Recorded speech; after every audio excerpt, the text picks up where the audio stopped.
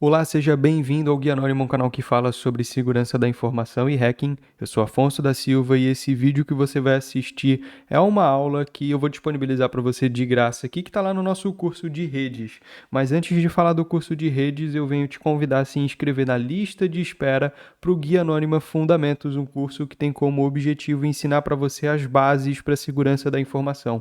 Então, com o Guia Anônimo Fundamentos, você vai aprender sobre redes, sobre programação, sobre banco de dados, sobre ferramentas utilizadas na nossa área e também sobre as terminologias e conceitos da segurança da informação e do hacking. Acessando fundamentos.guianonima.com, você consegue se inscrever nessa lista de espera e também dar uma olhadinha na grade curricular completa do curso, pelo menos do curso base, porque esse é um curso que vai receber conteúdo adicional no ano que vem, nos próximos anos também. Ok? Então, se inscrevendo na lista de espera, você tem acesso a mais informações e também vai receber um desconto exclusivo no lançamento do curso, um desconto que a gente não vai dar para outras pessoas. Então, vai ser aí o maior desconto que a gente vai lançar. E fica atento nas nossas redes sociais e grupos, porque a gente vai abrir um acesso antecipado e extremamente limitado nos próximos dias aí, nas próximas semanas, ok?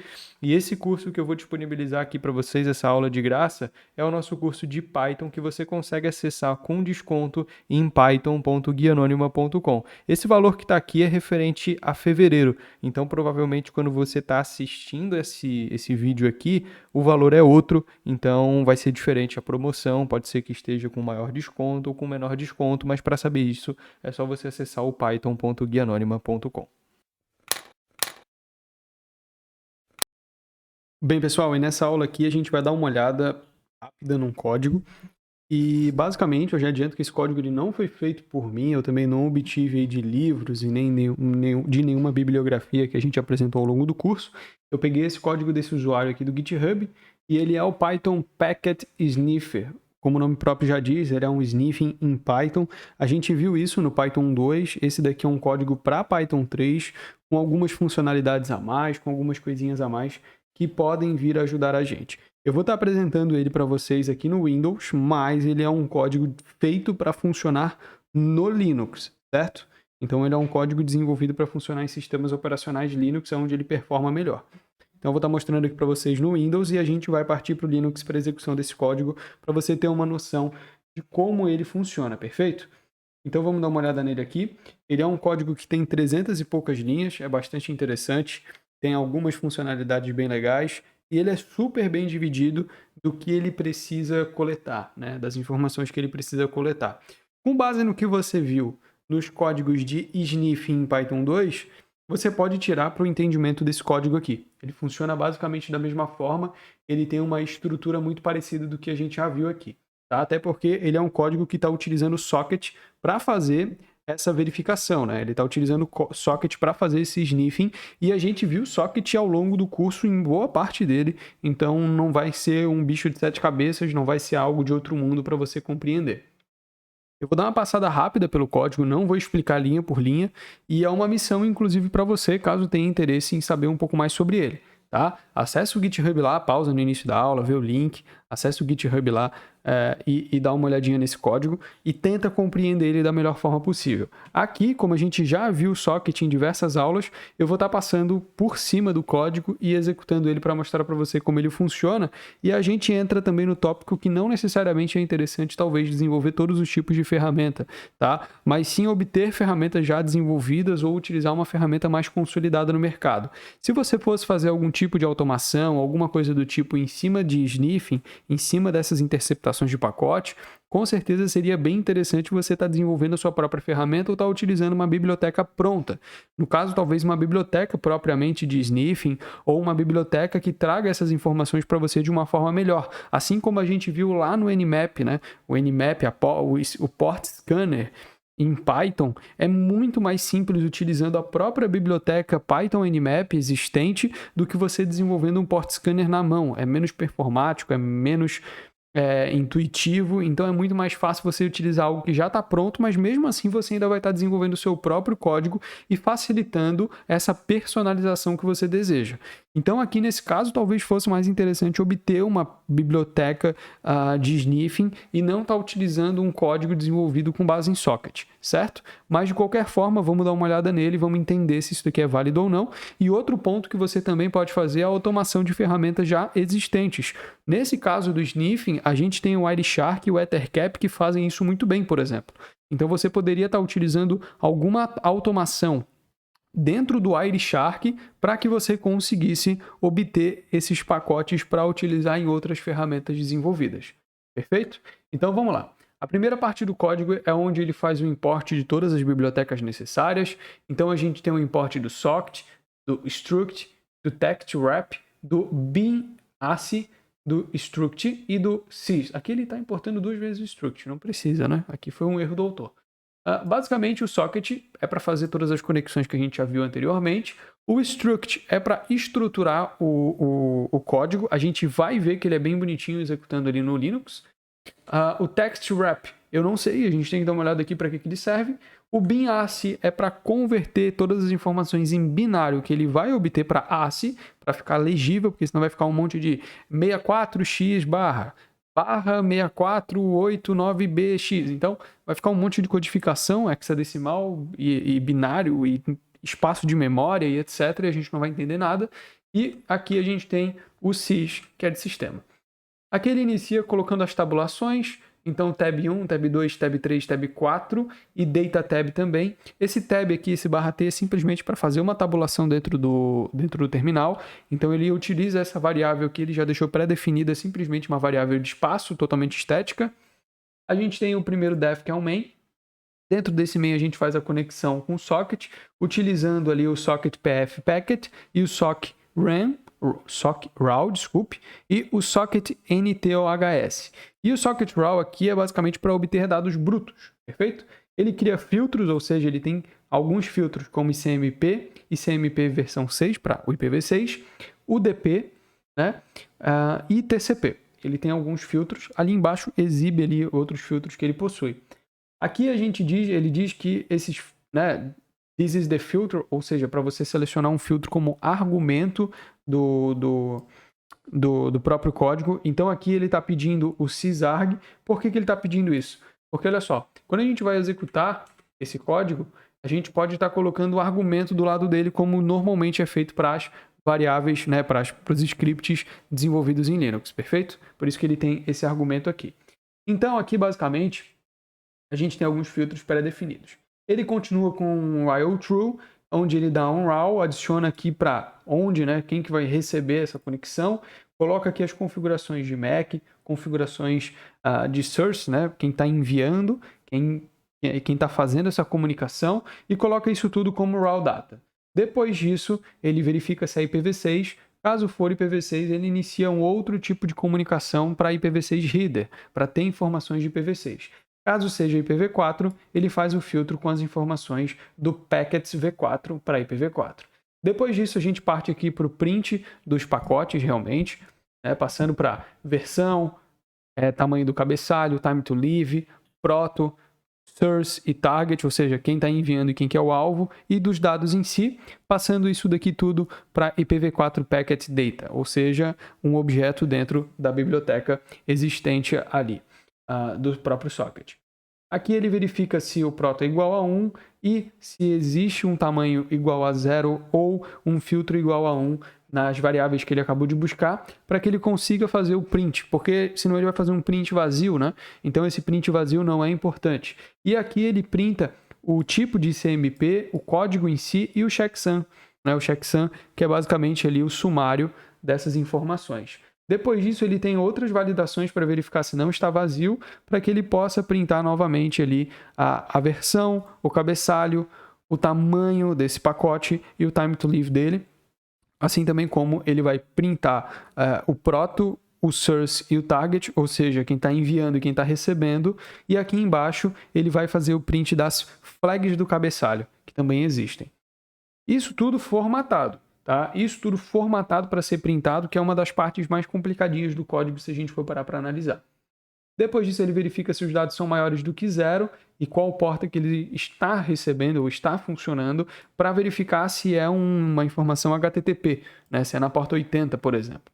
Então, ele verifica isso para printar um HTTP data, perfeito? E dentro desse HTTP data, ele vai passar todas as informações do HTTP info que existem por ali e printar todos os dados coletados pelo próprio socket. Então, o socket vai lá, faz essa coleta e envia.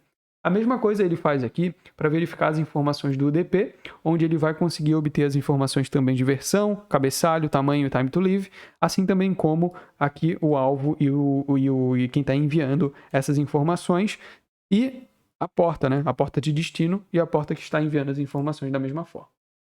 Depois, a gente parte aqui para o print do socket V6, onde ele vai fazer as mesmas verificações para conseguir passar essas informações de ICM PV6 e TCP e UDP para o IPv6, certo? Aqui embaixo a gente tem um TCP Header. Esse TCP Header é um pouquinho diferente do que a gente já viu anteriormente, porque aqui, inicialmente, ele vai obter todas essas informações. Ele vai obter ali o destino, quem está enviando, a sequência, o acknowledge, o data, as flags, né? Se existe alguma flag ou não. Então aqui é onde ele vai obter as flags manualmente do TCP, que dá bastante trabalho. E dentro desse TCP ele vai criar ali bonitinho uma formatação para estar passando esses dados que ele acabou de preencher ali em cima. E aqui você pode ver que tem dados de memória, né? Então aqui a gente tem informações de memória do próprio cabeçalho. Beleza, ele passa todos esses prints, ele faz esses prints. Aqui ele vai printar o window, por exemplo, a janela, e vai printar as informações de janela, vai printar as informações de checksum e etc. Quando é o DP, ele novamente vai fazer essas mesmas configurações, mas como o DP ele é menos complexo, ele vai com bem menos informações aqui para dentro. Novamente ele alinha tudo, ele tabula tudo para fazer o print. Aqui em Data é onde ele vai focar, né, no ICM PV6 Reader, onde novamente a gente não tem tantos dados assim, ele consegue coletar num único objeto, né, que é esse objeto gigantesco aqui, essas informações aqui. Então ele não precisa tabular igual ele está tabulando aqui em cima, né? Colocar uma variável para cada coisa, já que ele consegue puxar tudo numa vez só. Novamente ele printa tudo. Aqui embaixo ele faz a mesma coisa com o IPv6 Reader. Pode ver que ele não precisa colocar na variável novamente. Aqui ele passa para os frames Ethernet, onde ele de novo passa para as variáveis, para depois fazer o print dessas variáveis. Aqui é onde ele vai obter o MAC address, tá? Então ele vai obter vai obter o MAC address por meio de envio de bytes, onde ele vai estar enviando os bytes para obter esses dados MAC address se possível. Informações do IPv4, do pacote IPv4 no geral. E olha só, é bastante chatinho formatar isso tudo, é bastante chatinho traduzir isso tudo para o lido. Por isso que é complicado fazer esse tipo de script na mão e normalmente é mais fácil pegar o que já está pronto, como foi feito aqui, por exemplo, né? Aqui a gente tem o retorno do formato do IP, né? Ou seja, aqui a gente obtém os dados do IPv4 já formatado, bonitinho. Aqui é quando o pacote CMP ele é descompactado, a gente pode dizer. Aqui embaixo acontece a mesma coisa com o pacote TCP, ele é descompactado, ele vira informação em texto que a gente consiga ler. A mesma coisa com o DP e a mesma coisa acontece com outros fatores. E aqui é onde a gente vai fazer a formatação do output line, ou seja, a formatação para receber todos os dados bonitinho na tela. Então, muito complicado desse código é toda a individualidade para descompactar cada pacotinho, para conseguir passar essa informação para a gente em texto puro, sem a necessidade de estar fazendo 1 milhão de chamadas de bibliotecas, fazendo isso daqui da forma mais pura possível. Então, não é fácil, tá? Não é fácil. Vou colocar o código para rodar, eu coloquei um pouquinho pequeno aqui para caber mais coisa na tela, mas qualquer coisa, se eu ver que fica ruim para ler, eu aproximo para você. Eu vou executar o código. Ele está como sudo, né? Para ter permissão de todos os sockets e tudo mais. Vou entrar aqui no Google e vou recarregar a página. Página recarregada, ele obtém várias informações. Lembrando que aqui eu estou numa máquina virtual, então pode ser que ocorra alguma inconsistência. Agora vamos pausar o código para a gente não ter nenhum tipo de problema. E eu vou dar um zoom aqui porque está bem ruim de ler, né?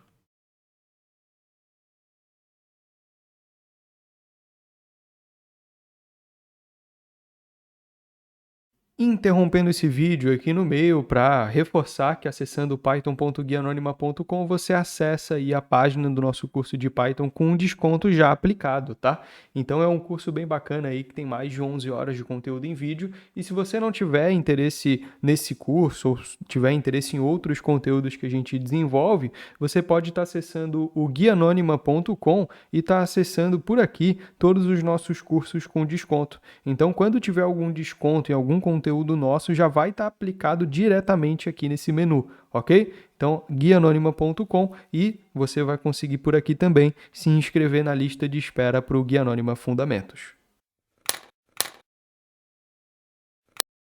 Deixa eu dar o zoom aqui bonitinho. Agora tá melhor.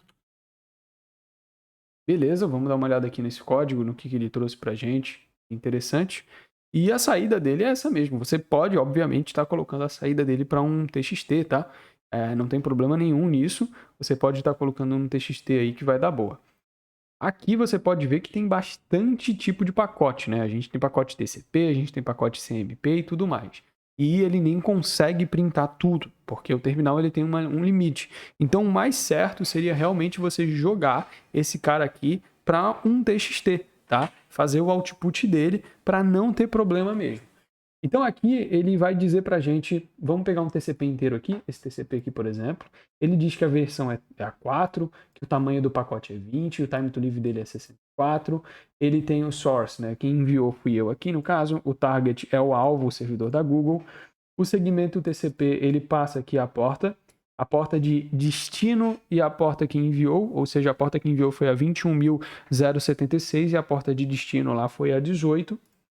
Ele passa aqui informações de cabeçalho, como o SYN, como o FIN e como o ACK. A gente sabe que, por exemplo, o SYN e ACK é bastante utilizado para alguns tipos de comunicação, que é o Triple Handshake. Voltando aqui a gente tem novamente um TCP e, cara, repete, né? Repete porque o pacote ele segue sempre a mesma estrutura. Então vamos para um outro pacote além de um TCP. Vamos tentar pegar um ICMP aqui para a gente entender como é que ele funciona. Bastante pacote TCP, faz bastante comunicação lá na Google. Né?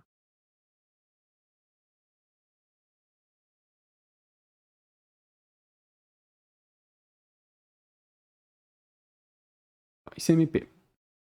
Não? Bem em cima eu vi um ICMP, né? Ou eu tô ficando louco? Tô ficando louco? Coisa mesmo. Eu acho que eu vi um ICMP em algum lugar. Cara, eu vou pegar esse servidor aqui e vou dar um ping. Será que dá? Dá pra rodar o... Vou criar uma nova tab, vou dar um ping.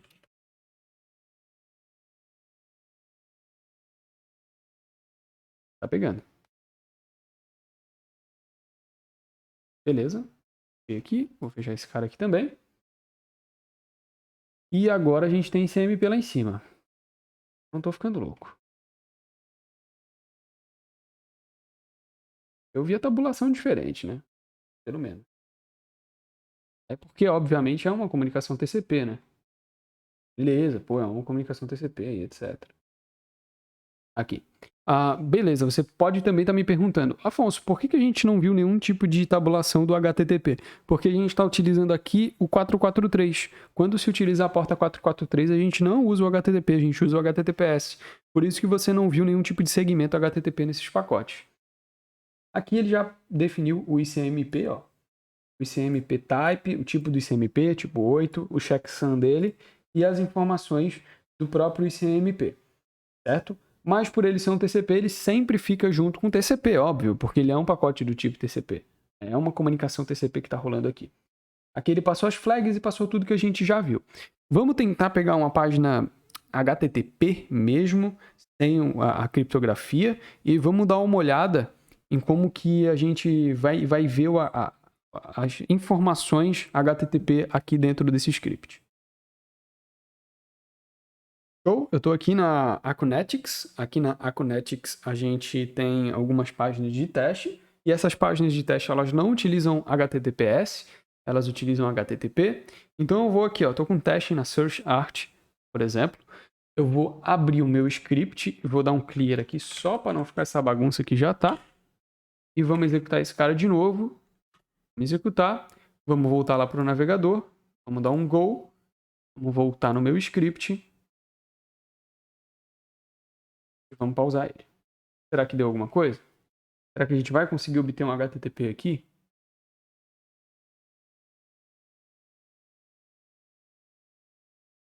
Era muito mais simples já fazer um filtro, né? Vou criar um filtro aqui. Eu acho que eu vou filtrar só HTTP. E sabe qual é o melhor? É que esse script ele permite que você faça filtros. É exatamente o que eu fiz aqui. Eu fiz um filtro para o HTTP, porém ele não mostra as informações de texto enviadas por meio do pacote. Então você não vai conseguir interceptar essas informações, por exemplo, apenas as informações de pacote. Então vamos fazer o seguinte, eu vou filtrar o ICMP para ver como é que fica isso. Então eu vou fazer um filtro aqui no ICMP e vamos... Filtrou? Foi, né? Foi, beleza. Então vamos dar um F5 aqui, vamos recarregar a página, vamos ver quais tipos de pacote, se é que existe esse tipo de pacote nessa comunicação aqui. Vamos ver se ele vai pegar, né? Existir na teoria tem que existir. Vamos fazer navegações normais. Vamos acessar o Google aqui.